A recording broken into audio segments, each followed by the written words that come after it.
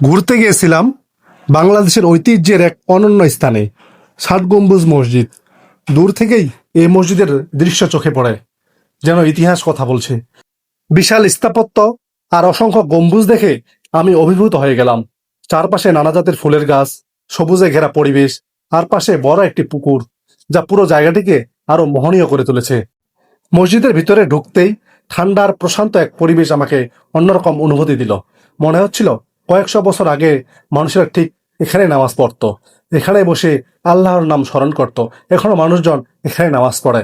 সত্যি এই জায়গায় দাঁড়িয়ে ইতিহাসের অংশ হয়ে যাওয়া এক অন্যরকম অনুভূতি।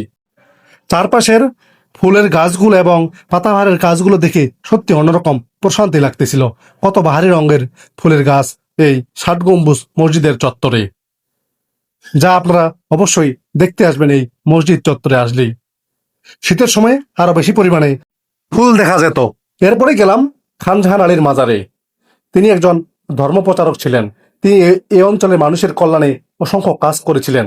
মাজার চত্বরটি খুব শান্ত এবং নানা রকম মানুষে ভরা। এখানে রয়েছে বিশাল একটি দিঘি। সেই দিঘিতে বড় বড় মাছ খেলছিল, আর আমি মাছদের খাবার দিলাম। হঠাৎ করে অসংখ্য মাছ উঠে আসলো সামনের দিকে, পানির ঢেউ তুলতে লাগলো। এই দৃশ্য যেন আনন্দ ভরিয়ে দিল। মাজার ঘিরে যে শান্ত পরিবেশ, তাতে মনে হয় ঘুরতে আসা প্রতিটি মানুষ কিছুটা হলেও আধ্যাত্মিক প্রশান্তি নিয়ে ঘুরে ফিরবে।